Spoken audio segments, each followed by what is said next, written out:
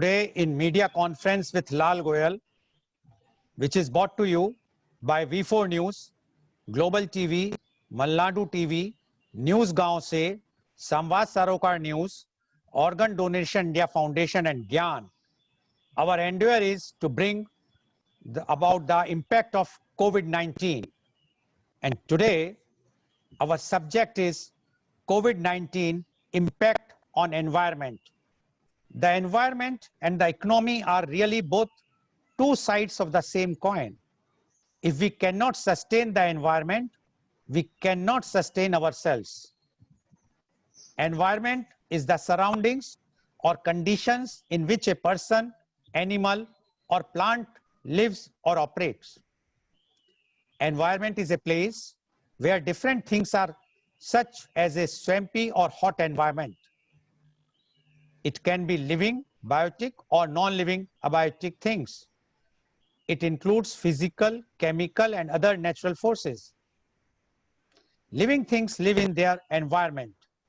They constantly interact with it and adapt themselves to conditions in their environment. If the environment, there are different interactions between animals, plants, soil, water, and other living and non-living things. Environment includes the living and non-living things that an organism interacts with or has an effect on it. Living elements that an organism interacts with are known as biotic elements, animals, plants, etc. Abiotic elements are non-living things which includes air, water, sunlight, etc. Things in the natural environment that we value are called natural resources. For example, fish, insects, and forests. These are renewable resources because they come back naturally when we use them. Non-renewable resources are important things in the environment that are limited, for example, ores and fossil fuels after a few thousand years. Worldwide spread of COVID-19 in a quite short time has brought a dramatic decrease in industrial activities, road traffic, and tourism. Restricted human interaction with nature during this crisis time has appeared as a blessing for nature and environment. Reports from all over the world are indicating that after the outbreak of COVID-19, environmental conditions including air quality and water quality in rivers are improving and wildlife is blooming. India has always been a hub of pollution with huge population, heavy traffics, and polluting industries leading to high air quality index AQI values in all major cities. But after declaration of lockdown due to COVID-19, quality of air has started to improve and all other environmental parameters such as water quality in rivers have started giving a positive sign toward restoring. After the lockdown was put in place in many countries, there was lesser traveling done by people, whether it be by their own cars or by trains, and cities were closed down and not allowed to function. This in turn led to the pollution in the air dropping significantly as there was a marked decline in nitrous oxide emission. And today, to discuss about this, the COVID-19 impact on environment, we have very elite panel. I would like to introduce my first guest. He is Mr. Siddharth Goel. Mr. Goel is the founder and CEO of Rethinking Public Policy, an environmental consulting firm. He also works as a senior consultant at the International Institute for Sustainable Development. He has previously worked as an assistant political advisor at the British High Commission in New Delhi. He was legislative assistant to a member of parliament in India. He holds a Master of Public Administration degree from Columbia University, USA. He is a regular contributor to LiveMint, The Print, and The Wire. Welcome, Mr. Siddharth Goel on our show. Now, we would like to know from you the COVID-19 impact on environment. Mr. Goel, please. I think personally, even for myself, growing up in Mumbai, I've rarely, taken a walk on the beach and there's been clean blue skies. So for an entire generation of Indians, I think this has been an eye-opening moment. Um, but really, the question remains whether this public awareness of the environment is likely to sustain itself beyond the pandemic. And I mean, to be honest, I have my doubts because, if you take into consideration the air pollution in New Delhi, which is primarily, seasonal, it's very often there's a big outrage, in the winter months when there's a lot of crop burning, which leads to a spike in air pollution. But then often when it comes to summer months or the monsoon, other more pressing issues become the talk of the town. So really, there's a need for a more democratic demand for cleaner air in India and cleaner water. And there's a need for the environment to become an important electoral issue, which will compel policymakers and politicians to respond with, proactive action.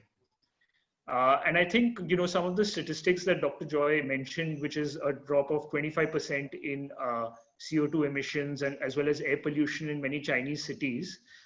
Just recently, NASA has released satellite images which show that much of the air pollution that had decreased in these cities has rebounded.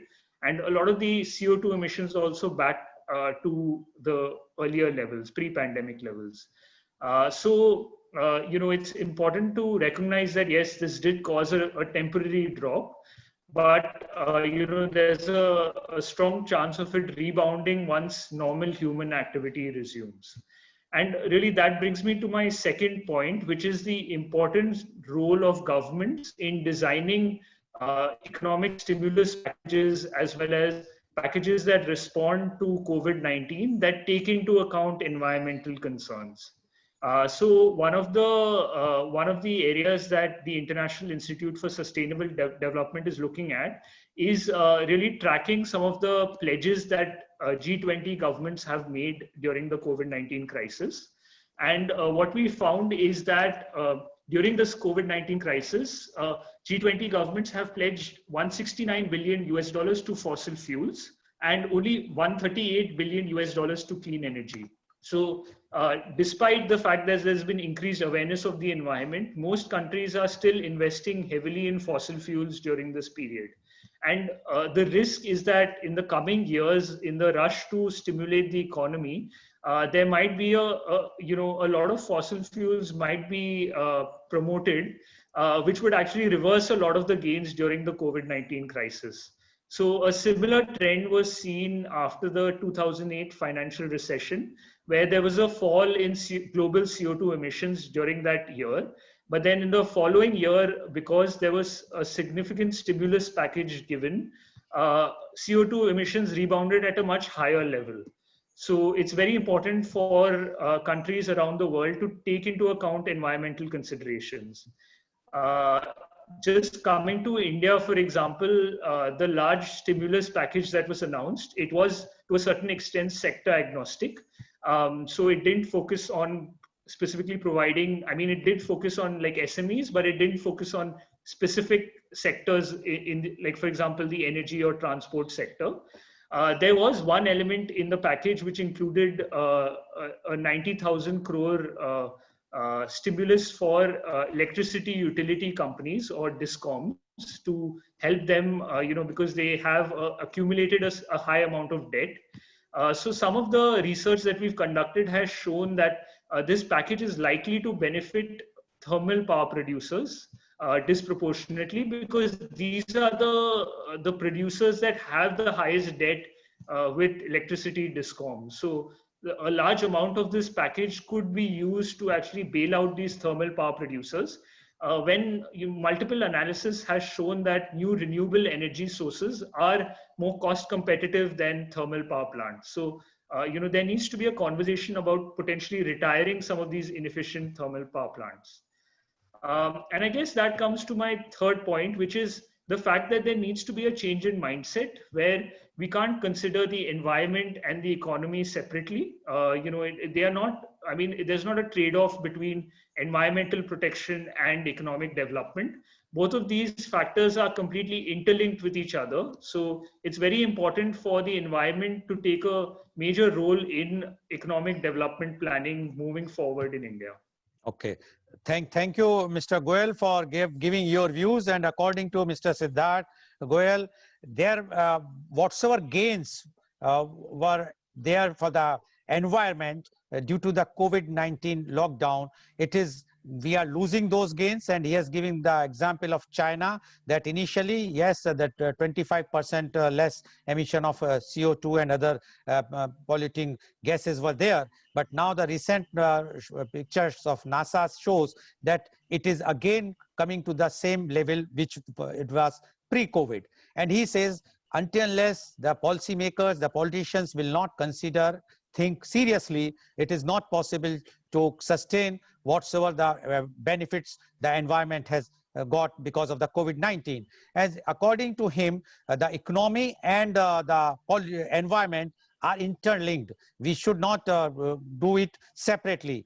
He also mentioned that there is a stimulus package which was given to for the MSMEs and especially to the DISCOM about the power plants. He says the maximum portion of the 90,000 crores are going for thermal plants, which according to Mr. Goel, it should not be like that because these thermal plants are polluting more and we should retire those power plants. Rather, we should go for another alternative energy in the country. And he says that the country requires a proper policy for the environment. And he has also given the example of Delhi because he says that during the winter, when the crops will be burned, again the pollution will be there. Right now, there is no pollution thanks to COVID-19. But what is going to happen during the winter? Again, we have to see. So according to Mr. Goel, we have to change our mindset. We must think about the environment as we are thinking about our economy. Thank you, Mr. Goel, for giving your views. Now, I would like to ask Mr. Siddharth. Yes, we all know the problems. We know that there are problems going to happen again once the COVID-19 will be not there.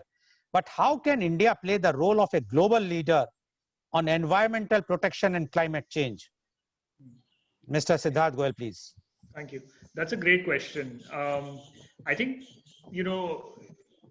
it's a multifaceted response I'd like to give. So the first response is that India is already playing the role of a global leader in providing support to clean energy like solar and wind. If you look at the deployment numbers, India has significantly ramped up its renewable energy capacity since 2014, and that has primarily come through strong government support. So for example, subsidies for clean energy and electric vehicles have grown by almost 3.5 times during that period. But the challenge really is it's a legacy problem. So even though subsidies now for clean energy and electric vehicles are around 10,000 crores per year, subsidies for fossil fuels, so oil, gas, coal, etc., are almost 80,000 crores a year. So it's almost 7 times greater than clean energy subsidies. And this is based on some of the research that's put out by the International Institute of Sustainable Development every year. So India can play a very important role globally by reducing some of these subsidies that are provided to fossil fuel plants and redeploying these subsidies both in terms of boosting economic growth as well as to promote clean energy and help communities. For example, there are many communities like in Jharkhand and Chhattisgarh that are heavily reliant on coal power plants, and coal mining. So they can utilize these resources that are provided for subsidies to actually help these communities diversify away from coal mining towards alternate sources of livelihoods. So that would be a very important statement that India could make at a global level.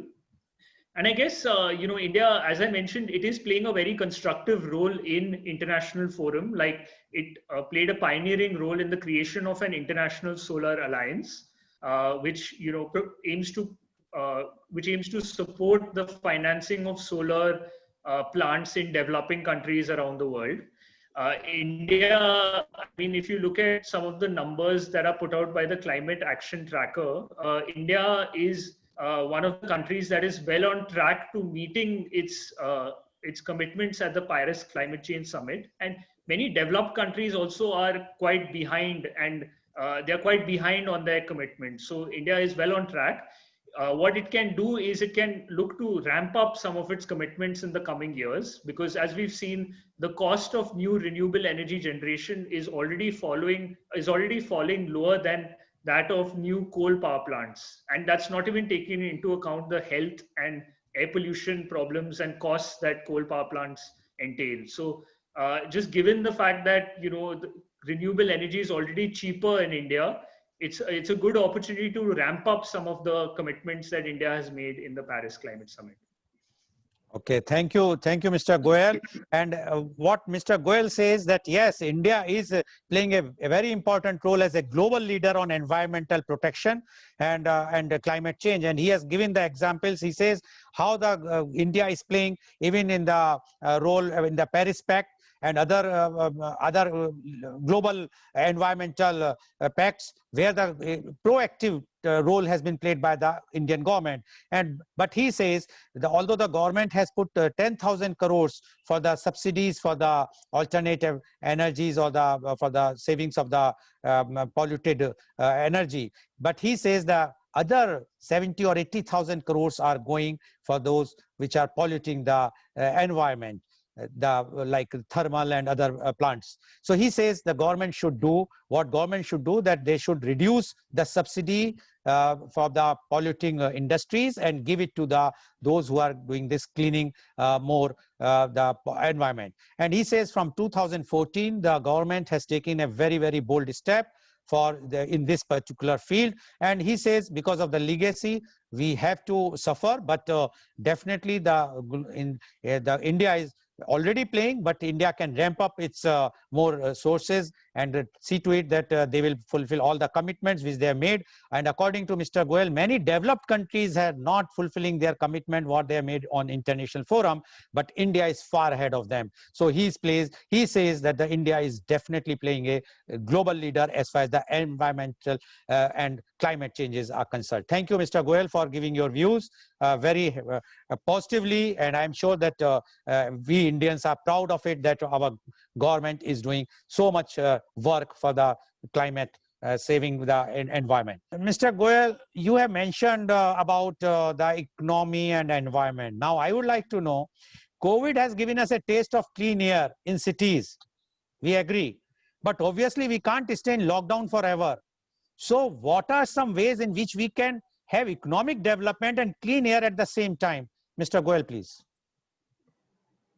That's a really good question. I think one of the key things that India should look at is to shift its approach to environmental regulation. So currently we focus on very much command and control environmental regulation. So to give an example, if you own an industrial unit and you cross a certain pollution threshold, then potentially the unit can be closed down. But the challenge with that is that firstly, there's very weak enforcement, because very often, if you potentially pay a bribe, then you can get away with it.